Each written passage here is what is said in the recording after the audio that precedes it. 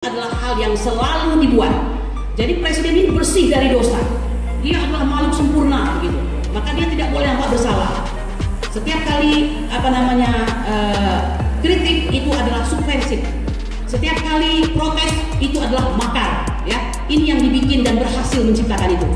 Padahal ya, yang harusnya terjadi dalam demokrasi yang sehat, the president or the king might be wrong.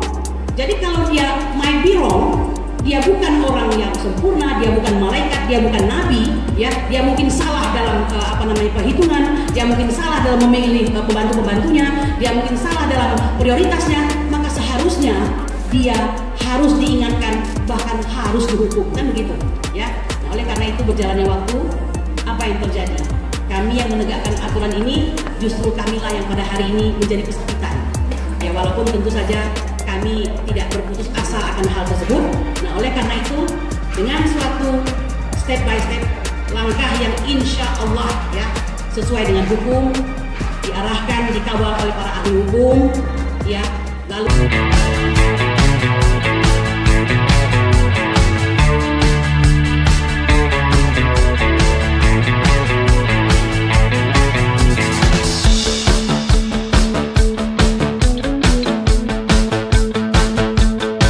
lagi upaya kita dengan kasasi memperkuat daripada banding, ya. Mungkin hanya itulah maksimal yang bisa dilakukan, tidak mampu lagi membuat itu menjadi tidak bersalah lalu dibebaskan barang gitu kan. Nah, akhirnya tetap 4 tahun dan mereka menjalankan. Gus Nur alhamdulillah sudah dibebaskan, tapi pada hari ini Bambang Tri masih bercokol. Ya, kita tunggu nanti prosesnya, karena dari pihak Bang Egy sendiri ya saya lihat sudah mengutus orang untuk menjenguk beliau. Apa yang terjadi ya kita tidak tahu, inilah kekuasaan yang ada pada saat ini. Semoga segera diselesaikan. Bapak Ibu sekalian, kami tidak putus asa. Kami lanjutkan menggugat di Pengadilan Jakarta Pusat kembali, melihat celah bahwa ini ada perubahan pasal dari pasal hoak tadi menjadi pasal kebencian, ya. Berarti kan tidak terbukti yang hoak tadi itu begitu. Lalu kita mendaftar dengan perkara nomor 610 dan seperti biasa ini hanya menelurkan keputusan NO. Jadi dari dulu kami bersidang, jika Anda berhadapan dengan penguasa, NO itu nampaknya sudah merupakan apa ya, kalau kita katakan itu udah paling bagus lah begitu. Nih unfavorable verklaar, yang artinya tidak bisa diterima, ya, dengan alasan ya ini kompetensi begitu ya, bukan di sini bro gitu, kamarnya lain begitu. Padahal kita tidak bicara soal misalnya basiking, bukan bicara keputusan-keputusan pemerintah, bukan. Ini perbuatan melawan hukumnya itu yang kita permasalahkan begitu. Bapak Ibu sekalian, dalam kondisi ya katakanlah dalam hati ini patah ya. Ini apalagi sih yang mesti dilakukan untuk menegakkan kebenaran dan keadilan, sementara 2 korban ini harus menjalankan pidananya. Ternyata pimpinan kami, Presiden TPUA Bang Egy Sujana, kemudian juga Bang Rizal Fadila, ini memang orang-orang yang bandel tanda kutip ya. Mereka tidak putus asa, ya. Akhirnya tetap juga mengajukan pelaporan ke Bareskrim. Pelaporan ya, bukan Dumas. Pelaporan seharusnya. Karena kita melaporkan tentang delik umum ini, yaitu suatu pemalsuan, ya kan? 263, betul ya Bang ya? 263 dan 266. Ya, itu ke Bareskrim. Saya bertanya karena waktu itu saya mengurus ibu saya yang kebetulan akhirnya meninggal di Curug. Saya tidak ikuti itu, tapi kepada Pak Arief, salah satu yang membersamai pendaftaran daripada pelaporan tersebut, mengatakan hampir 8 jam dipimpong kemana-mana, ya, kembali terulang. Menyedihkan sekali, para pencari keadilan ini sulit sekali mencari keadilan, ya. Ya kami pahami, mungkin polisi dilematis. Kalau diterima ini laporan, ini menyangkut orang yang sedang berkuasa atau baru saja berkuasa dan kekuasaannya masih ada begitu. Bukan hanya tanda-tanda kekuasaannya, tapi clearly karena lebih dari setengah menteri itu adalah masih miliknya. Ya bahkan orang di Bareskrim itu masih orangnya begitu ya. Padahal kalau kita maklumi, seharusnya saya lihat Pak Sigit Listio ini kan yang paling lama menjadi Kapolri, ya kan? Ya kenapa masih terus dipertahankan?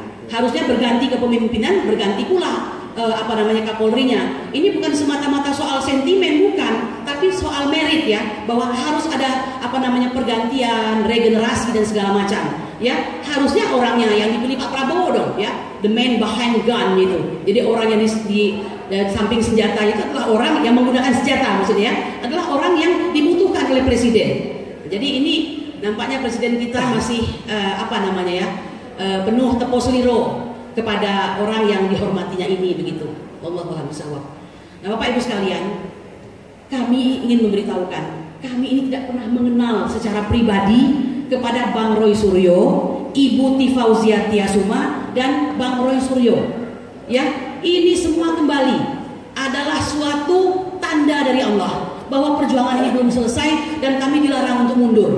Tiba-tiba kita kan sama-sama, ya, siapapun di antara kita melihat mungkin di channel-channel YouTube seorang laki-laki, ya cukup tampan lah, Bang Rismon Sianipar begitu kan, dari Bali begitu kan, dia menampakkan bagaimana masalah daripada ijazah ini. Kami kaget, ya, selama ini kamilah orang yang selalu berurusan dengan ijazah palsu ini. Tiba-tiba kami menemukan suatu semangat baru. Ini bukan semangat untuk menjatuhkan, tapi sebuah jalan keluar baru gitu, ya.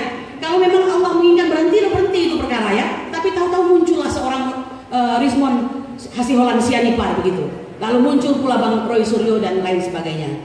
Waktu berlalu, ini tidak lepas kaitannya dengan doa juga, ya, luar biasa ini.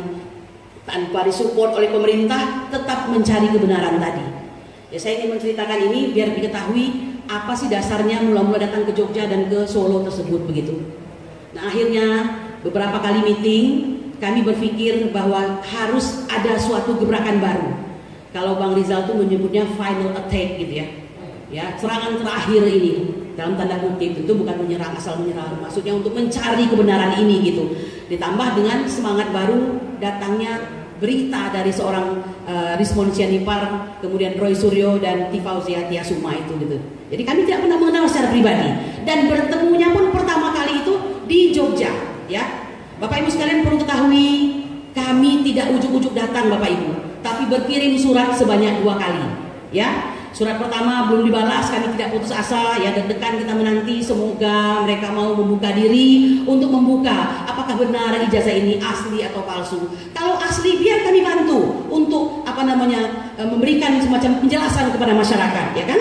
Nah, kalau tidak asli, ya bagaimanapun juga ini harus gentle dong mengakui begitu semalah 10 tahun daripada pemerintahan ini begitu, ya. Singkat cerita Bapak Ibu sekalian, kami berangkat ke Yogyakarta. Tapi karena ada kendala di jalan, maka orang yang kami korespondensi selama ini bersyukur nih sudah diutus oleh Allah untuk mewakili TPUA berhadapan langsung dengan rektorat di UGM, ya. Walaupun agak alot konon kabarnya, mereka berhasil tuh memfoto, melihat, meraba daripada skripsi tersebut begitu. Sehingga 1 menit lagi. Waduh, kalau 1 menit lagi saya ini baru sampai di 1/3 nih, tapi tidak mengapa. Oke, kita putuskan yang itu. Saya ingin mengatakan demikian Bapak Ibu sekalian. Cerita yang ada sudah Anda ketahui, ya. The president can do no wrong, ya. Itu adalah hal yang selalu dibuat. Jadi presiden ini bersih dari dosa. Dia adalah makhluk sempurna begitu. Maka dia tidak boleh nampak bersalah. Setiap kali kritik itu adalah subversif. Setiap kali protes itu adalah makar, ya. Ini yang dibikin dan berhasil menciptakan itu. Padahal, ya, yang harusnya terjadi dalam demokrasi yang sehat, the president or the king might be wrong. Jadi kalau dia might be wrong, dia bukan orang yang sempurna, dia bukan malaikat, dia bukan nabi, ya. Dia mungkin salah dalam perhitungan, dia mungkin salah dalam memilih pembantu-pembantunya, dia mungkin salah dalam prioritasnya, maka seharusnya dia harus diingatkan, bahkan harus dihukum, kan begitu, ya. Nah, oleh karena itu berjalannya waktu, apa yang terjadi? Kami yang menegakkan aturan ini, justru kamilah yang pada hari ini menjadi pesakitan. Ya, walaupun tentu saja kami tidak berputus asa akan hal tersebut. Nah, oleh karena itu, dengan suatu step by step langkah yang insya Allah, ya, sesuai dengan hukum, diarahkan, dikawal oleh para ahli hukum, ya. Lalu doa-doa kami didengarkan oleh Allah Subhanahu wa Ta'ala, bahwa yang kami lakukan ini bukan untuk kami, ini untuk bangsa Indonesia yang kami cintai. Maka kami mengharapkan partisipasi dari seluruh masyarakat Indonesia baik di dalam negeri maupun diaspora internasional untuk memantau, ya, untuk mengawal, untuk berdoa bagi keselamatan bangsa Indonesia. Bahwa bangsa dalam kondisi berbahaya itu bukan katanya, itu sungguh terjadi. Dan pada hari ini pelan-pelan sudah mulai dibuka secara perlahan-lahan. Nah, oleh karena itu saya berterima kasih dikasih kesempatan pada hari ini, dan insya Allah ini hanya bagian daripada perihnya perjuangan yang harus dilewati, dan insya Allah Allah akan memberikan kemenangan kepada bangsa Indonesia. Allahu Akbar. Subhanallah. Izzati amma yasifun wa salamun alal mursalin walhamdulillahi rabbil alamin. Assalamualaikum warahmatullahi wabarakatuh.